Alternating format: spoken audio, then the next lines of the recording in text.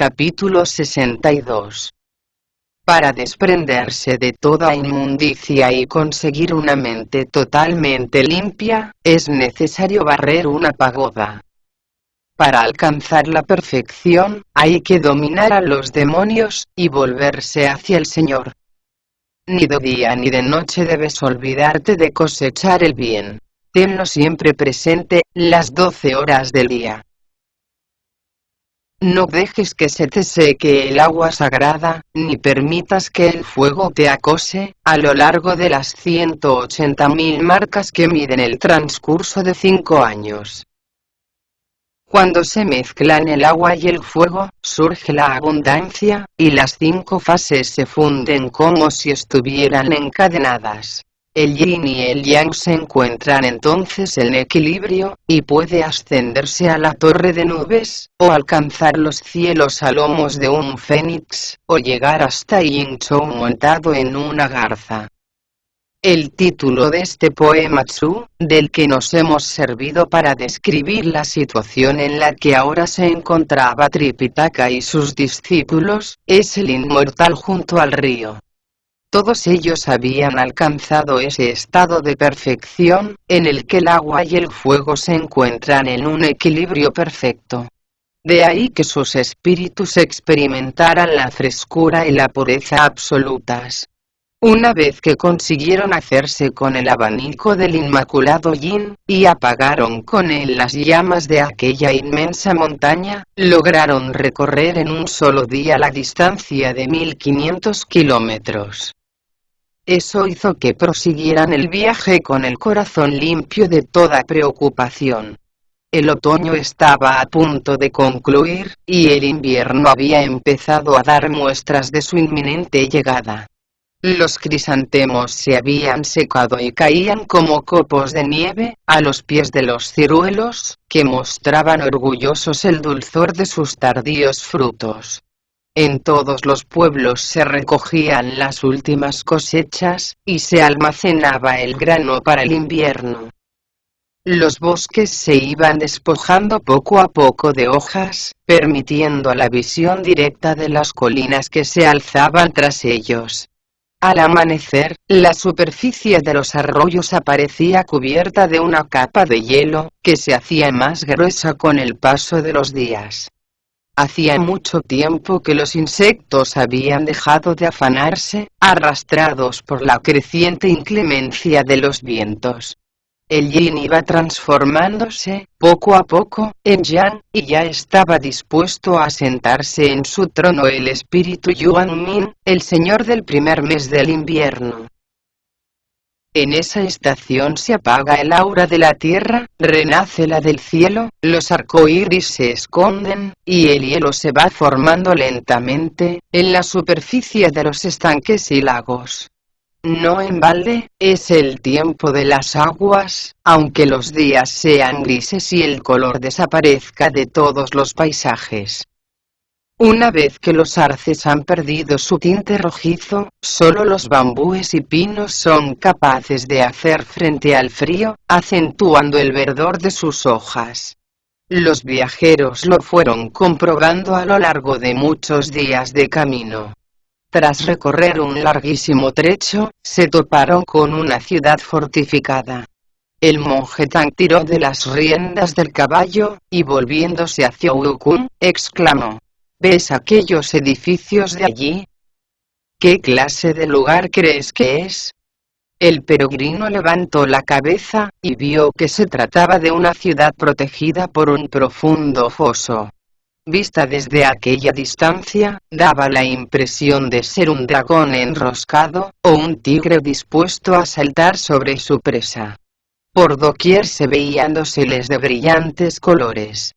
Los puentes que salvaban el profundo foso que la rodeaba, estaban adornados con figuras de animales de jade. A juzgar por los pedestales que sostenían las estatuas de sus miembros más destacados, debía de tratarse de una ciudad extremadamente rica, porque eran de oro. Por ese y otros muchos detalles, recordaba la propia capital de China, o una de las muchas ciudades del cielo. Lo que nadie podía negar, era que se trataba del centro de un próspero imperio, cuyos dominios se extendían más allá de 20.000 kilómetros, y cuya duración superaba los 1000 años. Con toda seguridad, los bárbaros pagarían tributos a su rey, y cada día llegarían a su corte emisarios de las islas y tierras lejanas, cargados de exóticos regalos. No cabía duda de que su soberano seguía fielmente el camino de la virtud. Se apreciaba su prosperidad en las melodiosas canciones que fluían de las cantinas, y en la alegría que inundaba todas las calles y plazas.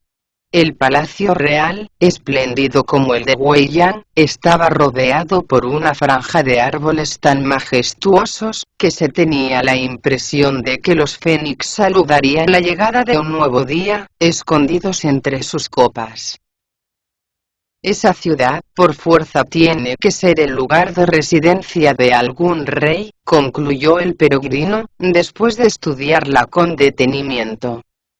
¿Cómo puedes afirmarlo con tanta seguridad?, objetó Bachie soltando la carcajada. El mundo está lleno de ciudades que pertenecen a una prefectura, o forman parte de un simple distrito. Sí, pero aquellas en las que habita un rey son totalmente distintas de las que acabas de mencionar, replicó el peregrino. No tienes más que mirar las puertas que hay en esa ciudad. Su número es superior a una decena. Además, su perímetro sobrepasa los 200 kilómetros, y sus edificios son tan altos, que aparecen siempre cubiertos de nubes. Si no es esta la capital de algún reino, ¿a qué se debe que ofrezca un aspecto tan distinguido? Todos sabemos que posees una visión francamente extraordinaria, concluyó el bonzo Sa, así que si dices que se trata de la capital de un reino, ninguno de nosotros lo pondremos en duda. ¿Has conseguido averiguar cómo se llama? ¿Cómo voy a averiguarlo, si no se ven por ninguna parte estandartes ni placas?, contestó el peregrino. Creo que si queremos saberlo, tendremos que entrar en ella. El maestro espoleó al caballo, y no tardó en llegar a una de las puertas. Pasó a pie el puente que salvaba el foso, y se adentró en las calles de la ciudad. Sus 3 mercados y sus 6 bulevares bullían de animación, pero lo más sorprendente era que todos sus habitantes vestían de tal forma, que parecían nobles. Cuando más admirados estaban de tanta prosperidad, vieron a un grupo de monjes mendigando de puerta en puerta. Su aspecto no podía ser más harapiento. Al verlos, Tripitaka suspiró con pena y dijo: cuando muere la liebre, el zorro se echa a llorar, porque todos los seres lamentan la desaparición de los de su especie. Acércate a ellos y pregúntales por qué llevan una vida tan miserable, pidió después a Wukong. Monjes, gritó el peregrino, dándose cuenta de que llevaban la cabeza metida en un cepo, como si fueran vulgares malhechores. ¿A qué monasterio pertenecéis, y por qué portáis sobre vuestros hombros el símbolo de la vergüenza? Somos miembros del monasterio de la Luz Dorada, respondieron los monjes postrándose de hinojos, y hemos sido castigados injustamente. ¿Dónde se encuentra ese monasterio que decís?, volvió a preguntar el peregrino. A la vuelta de la esquina, contestó uno de los monjes. El peregrino los llevó enseguida ante el monje Tang, que les preguntó, en cuanto hubo escuchado las explicaciones de su discípulo: ¿qué queréis decir con eso de que habéis sido castigados injustamente? Contádmelo, por favor, si no os importa. Aunque vuestro rostro nos resulta muy conocido, se disculparon ellos, no sabemos de dónde venís. Además, no nos atrevemos a decíroslo aquí. Si tenéis la amabilidad de acompañarnos hasta nuestra humilde morada, tendremos el honor de expresaros todas nuestras cuitas. Me parece lo más prudente, opinó el maestro. Iremos con vosotros y nos lo contaréis con más tranquilidad. Cuando llegaron a la puerta del monasterio, vieron que sobre el dintel había una placa, en la que aparecía grabada con letras de oro, la siguiente inscripción horizontal: Monasterio de la Luz Dorada. Construido por mandato imperial. Con pena, comprobaron que las lámparas que colgaban de las paredes, tan desconchadas como la chabola de un mendigo, llevaban apagadas mucho tiempo, y que el viento arrastraba montones de hojas secas por los pasillos vacíos. Testigo de tiempos mejores, una torre de 300 metros se perdía entre las nubes. En el lugar dedicado a la meditación solo había unos cuantos pinos raquíticos, y aunque en algunos puntos el suelo estaba cubierto de flores, hacía años que nadie pisaba por allí. Las telas de araña se habían enseñoreado de todos los techos y rincones. Aunque los tambores y las campanas continuaban colgados en sus sitios, se notaba que llevaban mucho tiempo sin usar. Los frescos de las paredes se habían desdibujado, desapareciendo sus colores entre una gruesa capa de polvo. Los atriles permanecían abandonados y en silencio. No se veía a ningún monje por ninguna parte. Hasta el mismo salón del Zen había enmudecido, convertido en triste refugio para los pájaros. Qué agobiante sensación de abandono, con cuánto dolor contemplaban los peregrinos aquella decadencia inimaginable. Aunque los pebeteros continuaban colocados ante las imágenes de Buda, no salía de ellos ni una sola voluta de incienso, llenos solamente de cenizas frías. A su alrededor aún podían verse pétalos de flores, pero estaban totalmente secos. Al contemplar tan triste espectáculo, Tripitaka no pudo evitar que las lágrimas fluyeran abundantes de sus ojos. Con no poca dificultad, a causa del cepo que los aprisionaba, los monjes abrieron las puertas del salón principal, e invitaron al maestro a presentar sus respetos a Buda. Solo pudo ofrecer el incienso de su corazón, aunque siguió todos los pasos del rito, e incluso llegó a golpear 3 veces seguidas el suelo con la frente. Después se dirigieron todos a la parte de atrás, donde encontraron a 6 o 7 monjes jóvenes encadenados a una columna que había justamente enfrente de las habitaciones del guardián del monasterio. Aquello fue demasiado para Tripitaka. Aún así, entró con los demás, en los aposentos del hombre que supuestamente guiaba los destinos de aquel sagrado lugar. Todos los monjes se echaron rostro en tierra y, tras golpear repetidamente el suelo con la frente, uno de ellos preguntó: ¿No seréis por casualidad esos monjes que vienen de la corte de los Gran Tan, en las tierras del este? Así lo hemos creído más de uno, a juzgar por vuestro aspecto. Está visto que poseéis ciertos conocimientos mágicos, contestó el peregrino echándose a reír.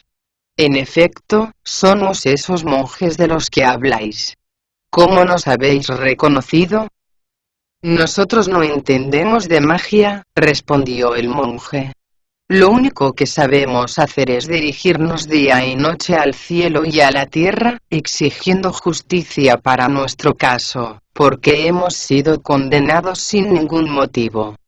Anoche todos tuvimos un sueño, en el que se nos comunicó que estaba a punto de llegar, procedente de la corte de los Tan, en las tierras del este, un monje que nos libraría de todas nuestras penalidades y nos restituiría el honor que hemos perdido. Al veros, no tuvimos ninguna duda de que se trataba de vosotros. No nos negaréis que tenéis unos rostros inconfundibles. ¿Cómo se llama esta comarca, y por qué os encontráis en un estado tan lamentable? Preguntó Tripitaka, animado por lo que acababa de oír. Esta ciudad, contestó uno de los monjes que habían vuelto a arrodillarse en señal de respeto, es conocida por el nombre de Reino del Sacrificio, y se trata del mayor asentamiento humano que hay en los territorios occidentales. No hace mucho tiempo, nos pagaban tributo todas las tribus bárbaras que se hallan desperdigadas por estos alrededores, las del reino de Ioede, en el sur, las del reino de Gaochan, en el norte, las del estado del Liang occidental, en el este, y las del reino de Pempuro, en el oeste. Todas ellas traían cada año incontables cantidades de jade de la mejor calidad, perlas finísimas, muchachas de una belleza extraordinaria, y briosísimos corceles. Venían espontáneamente, sin necesidad de recurrir a la guerra o a expediciones militares, convencidos de nuestra indiscutible superioridad moral. Si es verdad lo que decís, comentó Tripitaka, vuestro rey debe de estar imbuido de una profunda virtud, vuestros funcionarios deben de ser inmunes a los sobornos, y vuestros guerreros deben de poseer una nobleza a toda prueba. Nada más lejos de la realidad, contestó el monje, porque ni nuestro rey es virtuoso, ni nuestros funcionarios honestos, ni nuestros guerreros valientes.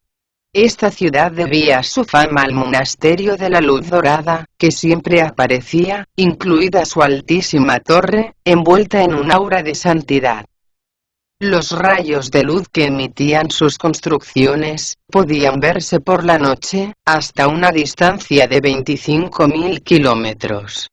Durante el día, las nubes benefactoras que las rodeaban, dejaban sentir su influencia en todos los rincones de los reinos que acabo de mencionaros. Por eso, y nada más, era considerado este lugar el centro de una prefectura celeste, y gozábamos del respeto de todas las tribus bárbaras. Sin embargo, hace aproximadamente 3 años, cayó sobre nosotros, a eso de la medianoche del primer día del invierno, una extraña lluvia de sangre. A la mañana siguiente todo el mundo temblaba de miedo, y salían de todas las casas gritos de terror. Los ministros reales fueron a informar de lo ocurrido a su majestad, y pasaron varias horas deliberando a qué podía deberse tan extraño fenómeno. Se concluyó que se trataba de un castigo del Señor del Cielo, y se pidió tanto a los monjes taoístas como a los budistas, que recitáramos sin parar nuestras escrituras, con el fin de aplacar al cielo y a la tierra. Pero lo más desagradable fue que, al enterarse los pueblos bárbaros de que la sangre había caído sobre nuestro monasterio, se negaron a continuar pagándonos los tributos que antes nos ofrecían de buena gana. El rey quiso enviar contra ellos una expedición de castigo, pero le disuadieron a tiempo sus consejeros, diciéndole que la culpa era nuestra, por haber escondido el tesoro que guardábamos en la torre, y que hacía de este lugar un centro sagrado. Eso explicaba la desaparición del aura que antes la envolvía, y la negativa de los demás pueblos a seguir ofreciéndonos lo que de más valor tenían. El rey no lo pensó más. Nos hizo arrestar y nos sometió a unas torturas tan horribles, que perecieron las 2/3 partes de los monjes que aquí vivíamos. A los que quedamos, se nos cubrió de ignominia, cargándonos de cadenas, y sometiéndonos al tormento del cepo.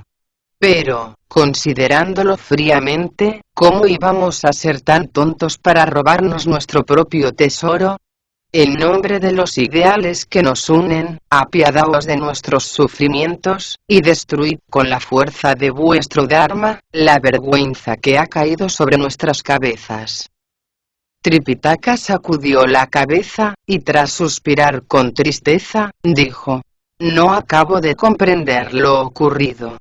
Hay algo oscuro en todo eso que acabáis de contar. No me cabe duda de que el rey se ha desentendido de sus pesadas responsabilidades, y eso os ha perjudicado seriamente. Sin embargo, si la lluvia de sangre acabó con el aura que rodeaba el monasterio, ¿por qué no informasteis inmediatamente de ello a la corte? Así os hubierais ahorrado todo este sufrimiento. ¿Cómo íbamos a conocer la voluntad de los cielos, si no somos más que personas corrientes? Replicó el monje. Además, nuestros mayores se encontraban indecisos y no sabían qué hacer. Nosotros éramos los menos indicados para hacerlo. ¿Qué hora es ahora?, preguntó Tripitaka volviéndose hacia Ukun. La de Shen, contestó el peregrino. Quisiera ir a ver al rey de estas tierras, y pedirle que nos selle nuestros documentos de viaje, dijo Tripitaka. Por otra parte, no he terminado de comprender lo que realmente sucedió en este lugar y, aunque no me atrevo a preguntárselo directamente, espero que me permita quedarme en esta ciudad el tiempo necesario para averiguarlo. Eso sin contar que, cuando salí de Chang'an, prometí en el salón de las puertas de la ley, que no pasaría por un templo sin quemar un poco de incienso, ni por un monasterio sin presentar mis respetos a Buda, ni por una pagoda sin barrer su atrio, o los incontables escalones de su torre. Precisamente todos vuestros problemas, añadió dirigiéndose a los monjes, se iniciaron en una construcción de este tipo. ¿Por qué no me traéis una escoba? Creo que antes de empezar a barrer, voy a darme un baño.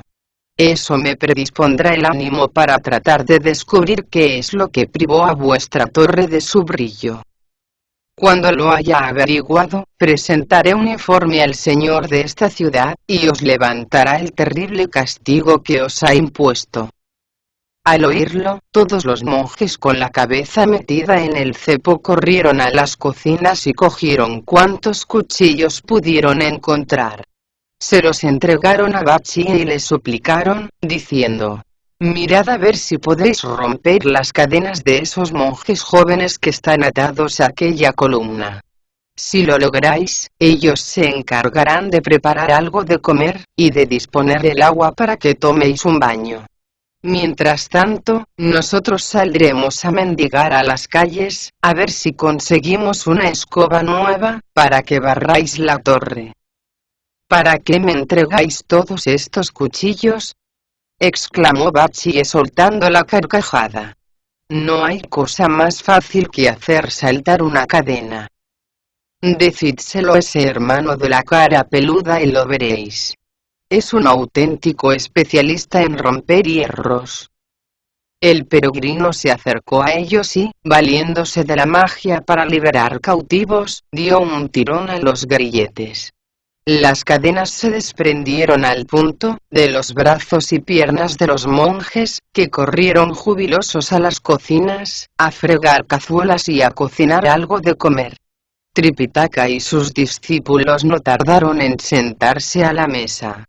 Cuando estaba empezando a anochecer, se presentaron los monjes de los cepos con 2 escobas. Tripitaka no cabía en sí de contento.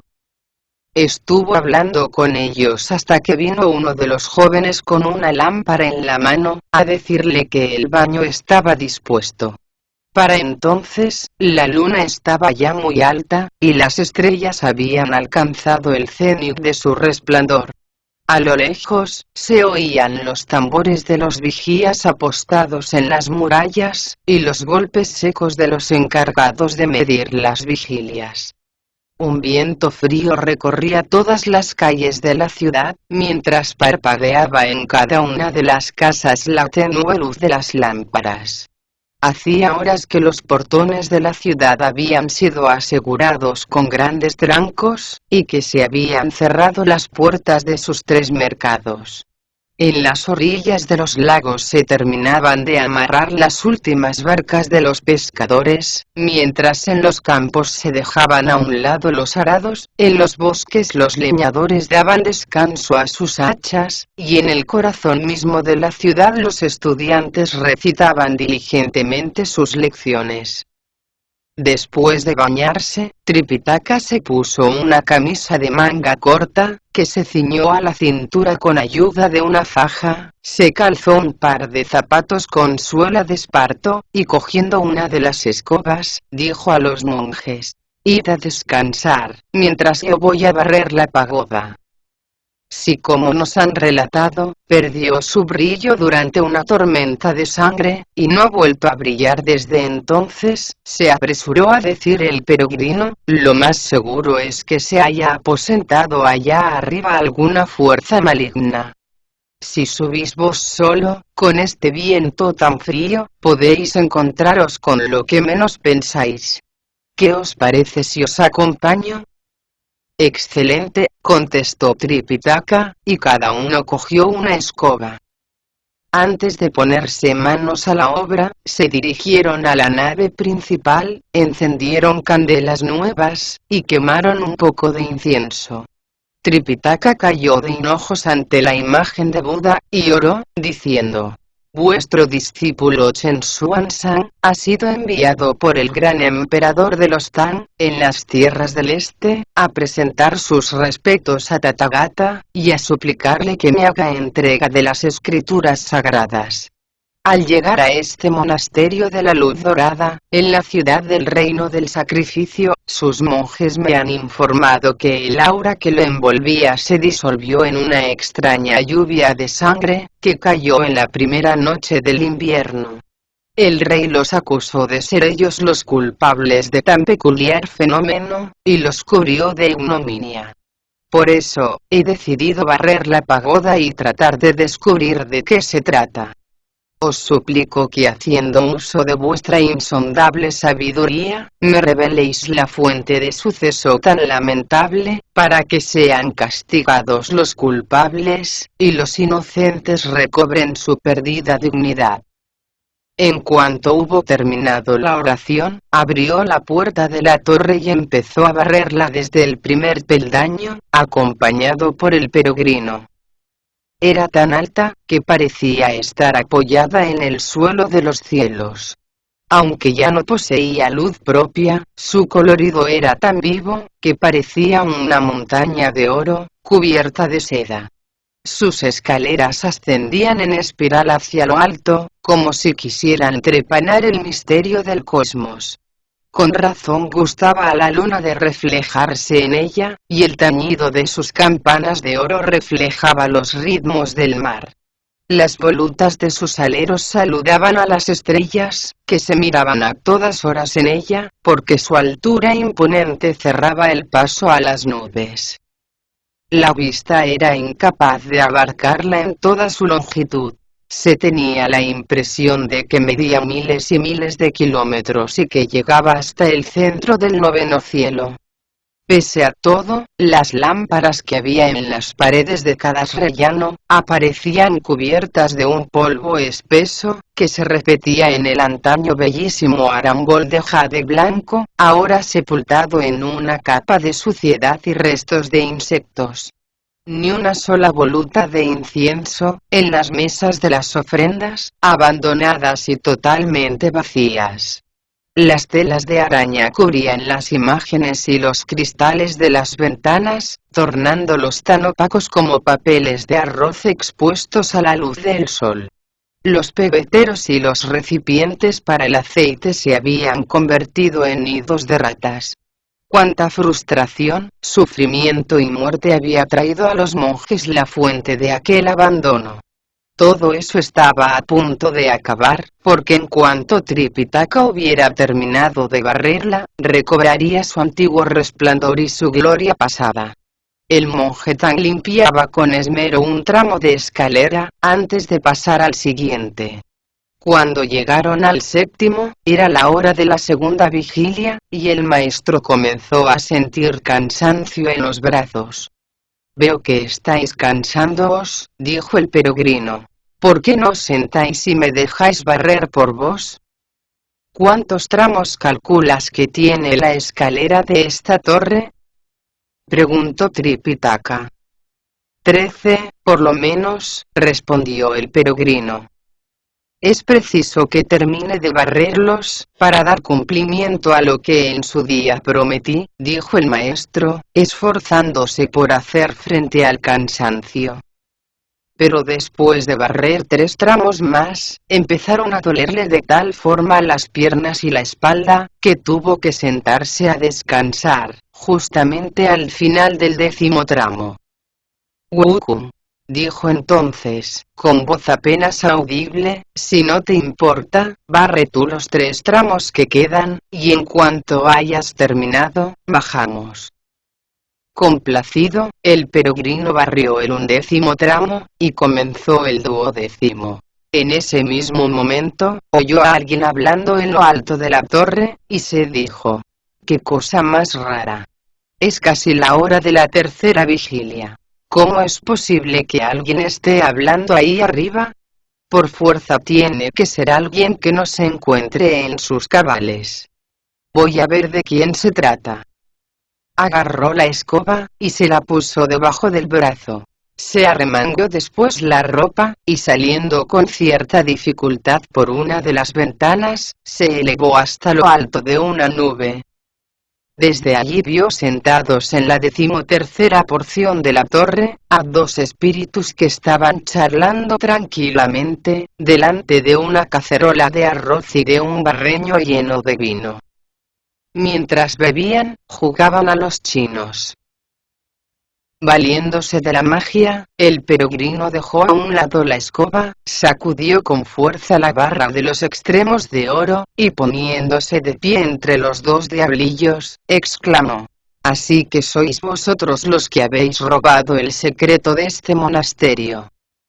Aterrados, los 2 diablillos dieron un salto y lanzaron contra el peregrino la cacerola y el barreño, que se hicieron polvo, al chocar con la barra de los extremos de oro.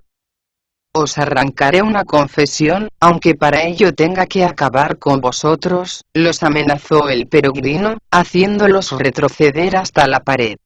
«No nos matéis, por favor», suplicaron ellos, comprendiendo lo delicado de su situación. «Nosotros no tenemos que ver absolutamente nada con eso. Lo ha robado otro». Valiéndose de la magia, el peregrino los agarró con una sola mano, y los llevó hasta el 10º tramo de escalera. «Acabo de capturar a los ladrones del secreto del monasterio», dijo con una voz tan fuerte, que despertó a Tripitaka, quien se había quedado adormilado en uno de los escalones.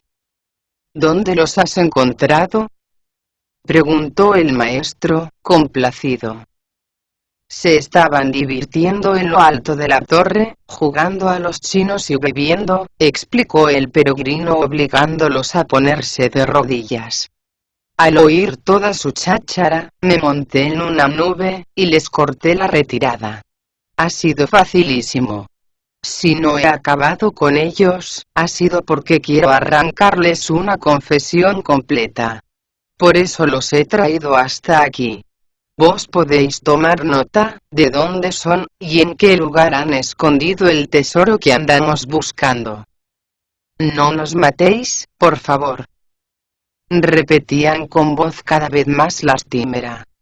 Por fin, uno de ellos se armó de valor y dijo: «Hemos venido aquí por orden del Rey Dragón de todos los espíritus, cuyo palacio se encuentra en el fondo del lago de la Ola Verdosa, en el corazón mismo de la montaña de las rocas esparcidas. Este se llama Burbuja Ocupada, y yo, Ocupada Burbuja. Él es el espíritu de una anguila, y yo, el de un pez de color negro. Una de las hijas de nuestro Señor, llamada princesa de todos los espíritus, una muchacha realmente encantadora y con unas cualidades francamente extraordinarias, se desposó con un tipo que responde al nombre de 9 cabezas, y cuyos poderes mágicos no tienen nada que envidiar a los del inmortal más aventajado.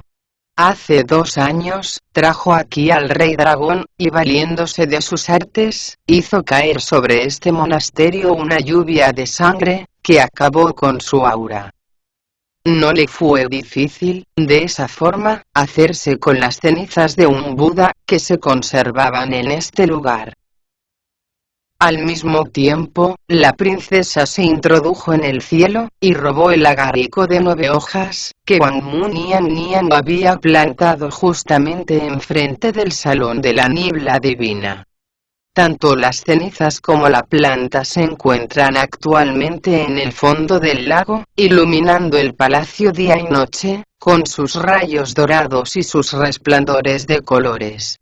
Hace poco oímos comentar que un tal Sun Wukong se dirigía hacia el paraíso occidental en busca de escrituras sagradas.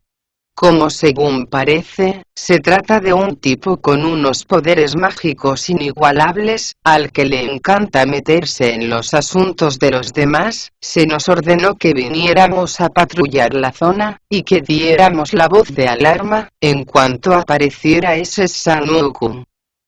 «Cuidado que sois atrevidos», exclamó el peregrino con desprecio. «No me extraña que el rey Toro asistiera el otro día a uno de vuestros banquetes. Por fuerza tenía que estar conchavado con una banda de espíritus malhechores como vosotros». No había acabado de decirlo, cuando aparecieron Bachi y otros monjes jóvenes con 2 lámparas. «¿Por qué no os habéis retirado a descansar después de barrer la torre?», preguntó el idiota al maestro. «¿Cómo es que aún estáis aquí charlando? Me alegro de que hayas venido», se apresuró a decir el peregrino. «El secreto del monasterio ha sido robado por el rey dragón de todos los espíritus, que ha enviado estos 2 diablillos, para que siguieran atentamente todos nuestros movimientos. Lo malo es que han sido ellos los que han caído en nuestras redes». «¿Cómo se llaman, y qué clase de espíritus son?», volvió a preguntar Bachi. «Según acaban de decirnos, uno responde al nombre de burbuja ocupada, y el otro, al de ocupada burbuja. El primero es el espíritu de una anguila, y el segundo, el de un pez de color negro. Si acaban de confesarlo todo», concluyó Bachi blandiendo su rastrillo con ánimo de darles muerte. «¿Para qué seguir perdiendo el tiempo con ellos? ¿A qué esperamos para matarlos?». «Se nota que no has calibrado bien el problema», replicó el peregrino. «Si los mantenemos con vida, no será más fácil hablar de todo el asunto con el rey. Eso sin contar con que pueden facilitarnos una valiosa información a la hora de recuperar el tesoro y castigar a los culpables». El idiota bajó enseguida el rastrillo. El peregrino por su parte agarró a los 2 diablillos, y se dispusieron a descender de la torre. Mientras bajaban las escaleras, los 2 prisioneros no dejaban de suplicar: «Perdonadnos la vida, por lo que más queráis». «¡Qué casualidad!», decía Bachi al mismo tiempo. «Andábamos buscando una anguila y un pez negro para hacer una sopa a estos pobres monjes y, mira tú por dónde, encontramos a estos 2». Los monjes jóvenes no cabían en sí de contento. Abrían la marcha con sus lámparas, bajando los escalones de 3 en 3. Uno de ellos se adelantó a informar a los demás de lo ocurrido, gritando entusiasmado: «Ha sido fantástico. Puede decirse que por fin hemos visto la luz. Esos hermanos nuestros acaban de capturar a los demonios que robaron nuestro secreto». «Traed unas cadenas, y colgadlos de ahí», ordenó el peregrino. «Vigiladlos bien, mientras nosotros descansamos un poco. Ya decidiremos mañana lo que haya de hacerse». Los monjes se esmeraron en cumplir ese encargo. En cuanto hubo amanecido, el maestro saltó a toda prisa del lecho y dijo: «Voy a ir con Wukong a ver al rey y a pedirle que nos selle los documentos de viaje». Y se puso la túnica de los bordados y el sombrero Vairocana. vestido de esta guisa, se dirigió hacia la puerta, seguido del peregrino, que se arregló lo mejor que pudo la piel de tigre y la camisa de seda. ¿Por qué no lleváis con vosotros a estos dos diablillos?, preguntó Bachie, al verlos coger el documento de viaje. Es mejor que le informemos primero de lo ocurrido, contestó el peregrino. Ya se encargará después de enviar a alguien a por ellos. Nada más trasponer las puertas del palacio, vieron una auténtica bandada de pájaros de color rojizo, así como incontables dragones amarillentos. Tras dirigirse a la puerta de las flores, que estaba orientada hacia el oriente, Tripitaka saludó con respeto al oficial que hacía la guardia y le dijo: «Anunciad a vuestro señor, que este indigno monje se encuentra de camino, con destino al paraíso occidental por orden expresa del gran emperador de los Tang, en las tierras del este.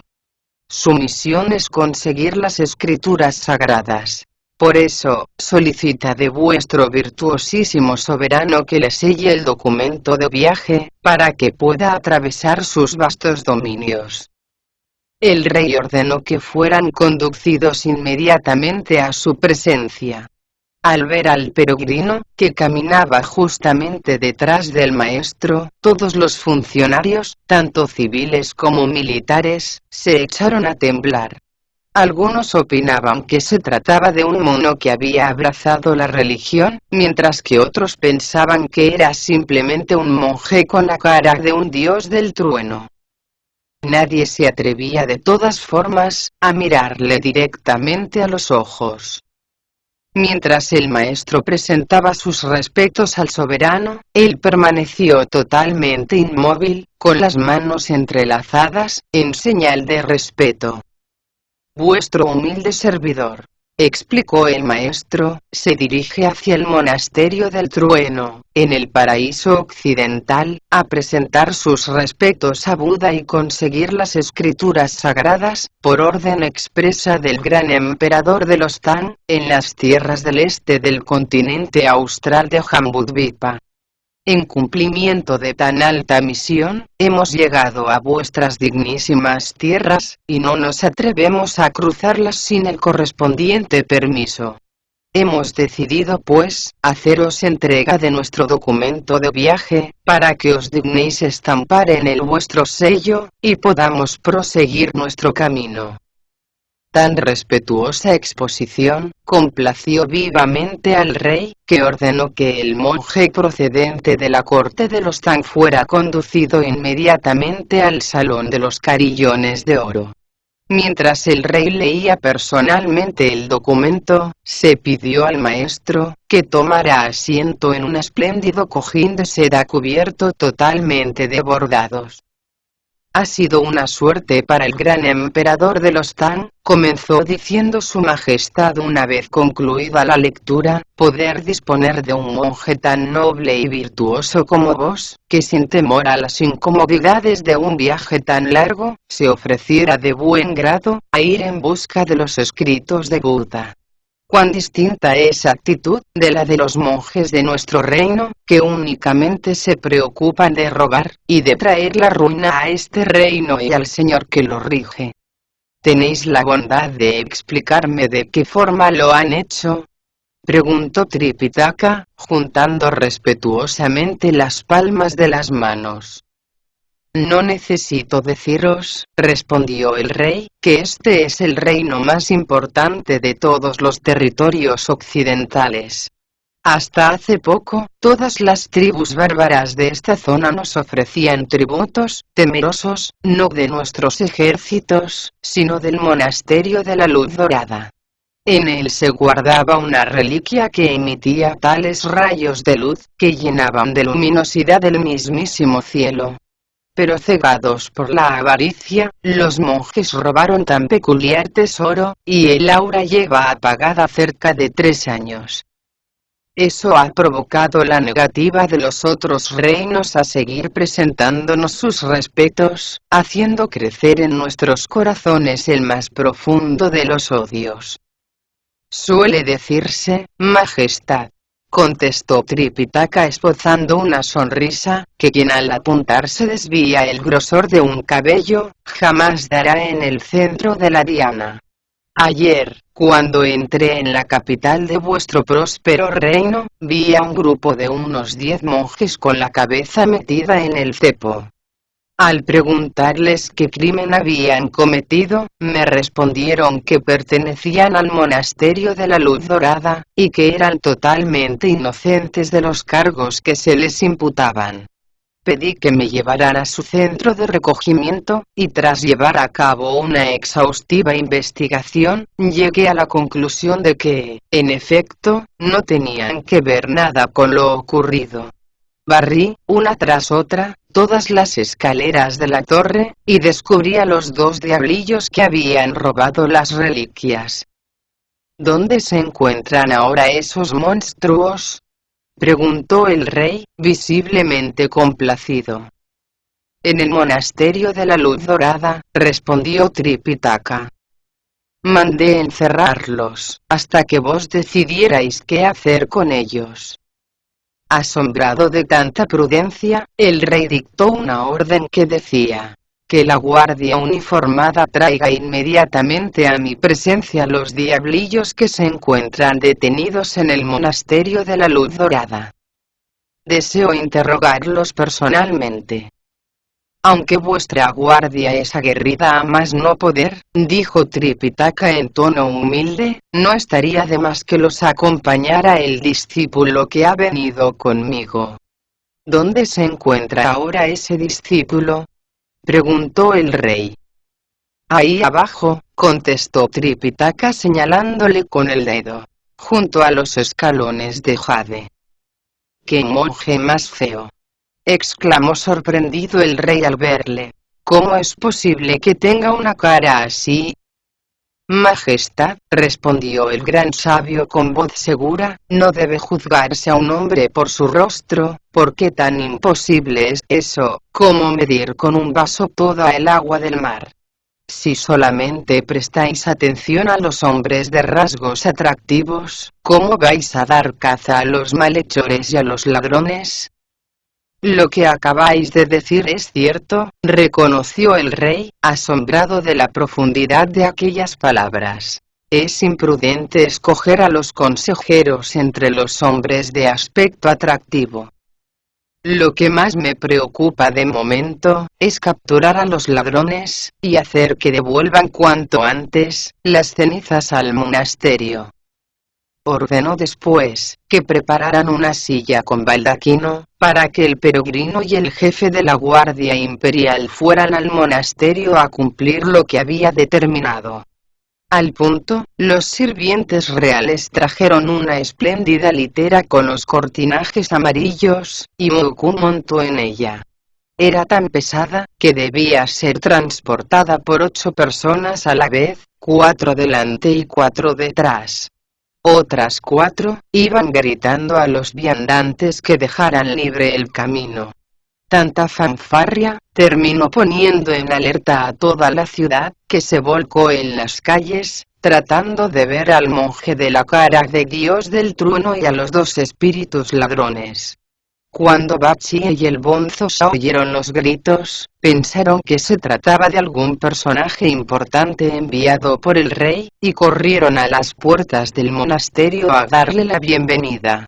Al ver al peregrino sentado en la litera, el idiota soltó la carcajada y exclamó: «Ahora eres realmente lo que pareces». «¿Qué quieres decir con eso?», preguntó el peregrino, molesto, llegándose hasta donde él estaba. «Vienes en una litera cubierta de cortinajes amarillos, y portada por 8 personas. ¿No son esos los atributos de un rey?», contestó Bachie. «Si mal no recuerdo, tú eres el rey mono». «No te burles de mí, anda», dijo el peregrino. Desató después a los 2 diablillos, y se dispuso a conducirlos ante el rey. «¿Por qué no nos llevas contigo?», preguntó el bonzo Sa. «No, no», respondió el peregrino. «Es mejor que os quedéis aquí al cuidado del caballo y el equipaje». Si queréis, podemos ocuparnos nosotros de eso, dijo uno de los monjes con la cabeza en el cepo. Así podréis conocer todos al rey. Está bien, decidió el peregrino.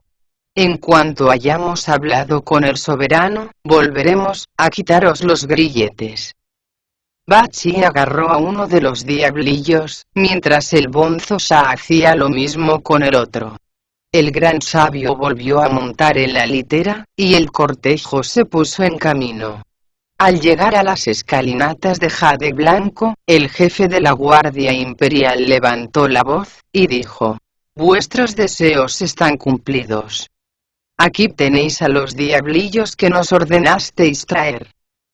El rey se levantó al punto del trono del dragón, y bajó a ver a los monstruos, seguido del monje Tang y de todos los demás funcionarios, tanto civiles como militares. Uno de los prisioneros tenía un mentón redondeado cubierto de escamas negras, una boca llamativamente puntiaguda, y unos dientes tan afilados como cuchillos. El otro, por el contrario, poseía una piel muy fina, una boca alargada, y unos bigotes tan duros como cerdas. Aunque tenían piernas y se servían de ellas para caminar, su aspecto era todo menos humano. Pese a todo, el rey les preguntó en tono solemne: ¿de dónde provenís, y en qué año invadisteis nuestros dominios para haceros con las reliquias? ¿Cuántos ladrones tomaron parte en la acción, y cuáles son sus nombres? Responded con sinceridad, si queréis conservar vuestras vidas. Un hilo de sangre fluía lentamente por los cuellos de los dos monstruos, aunque no parecía importarles el dolor. En cuanto oyeron las preguntas del rey, se echaron rostro en tierra y respondieron: hace aproximadamente 3 años, el día 1 del mes séptimo, el rey dragón de todos los espíritus se estableció con toda su familia en un lugar a 300 kilómetros al sudeste de aquí, llamado el lago de la Ola Verdosa, en el corazón mismo de la montaña de las rocas esparcidas. Su hija, una princesa extremadamente hermosa y seductora, se desposó con un tipo conocido por el nombre de 9 cabezas, para el que la magia no tiene ningún secreto. Al enterarse de que el mayor de vuestros monasterios poseía un tesoro de valor incalculable, unió sus fuerzas con las del dragón, dispuesto a hacerse con él, como fuera. Para ello, hizo caer una lluvia de sangre, que acabó con el aura que rodeaba el monasterio. No le fue así difícil hacerse con las reliquias sagradas, que ahora descansan en el fondo del lago, iluminando día y noche el palacio del dragón. Al mismo tiempo, la princesa logró arrebatar a Wang Mu Nian su planta de agárico, con la que realza aún más el poder de las cenizas. Nosotros, señor, no somos ningunos bandidos, sino soldados al servicio del rey dragón, que hemos tenido la mala fortuna de ser capturados anoche mismo. Declaramos que cuanto hemos dicho se ajusta escrupulosamente a la verdad. Si es eso cierto, replicó el rey, ¿por qué no nos dais a conocer vuestros nombres? Yo, señor, respondió uno de ellos, me llamo Burbuja Ocupada, y mi compañero, Ocupada Burbuja. Soy el espíritu de una anguila, y este, el de un pez de color negro. El rey ordenó al jefe de la Guardia Imperial, que los metiera en las mazmorras. Llamó a continuación a uno de los escribanos, y le dictó la orden siguiente: que todos los monjes del monasterio de la Luz Dorada, sean inmediatamente liberados de sus cepos. Es igualmente deseo nuestro, que se prepare en el Salón del Unicornio un espléndido banquete, para agradecer cumplidamente a los monjes llegados de lejos su colaboración en la captura de los ladrones. Posiblemente se les confíe más adelante, la misión de capturar al jefe de los bandidos. Sin pérdida de tiempo, los cocineros imperiales prepararon un convite, en el que abundaban por igual los platos vegetarianos y los que contenían carne. Tras invitar al monje Tang y a sus discípulos a tomar asiento en el salón del unicornio, el rey preguntó al maestro: ¿a qué familia pertenecéis? La que me vio nacer lleva el nombre de Chen, aunque en religión se me conoce como Xuanzang. El emperador me ha concedido el honor de ostentar el apellido Tang. Sin embargo, el nombre que más uso es el de Tripitaka. ¿Y vuestros respetables discípulos?, volvió a preguntar el rey. Ellos no pertenecen a ninguna, explicó Tripitaka. El primero se llama Wukong, el segundo, Wunen, y el tercero, Wuqing.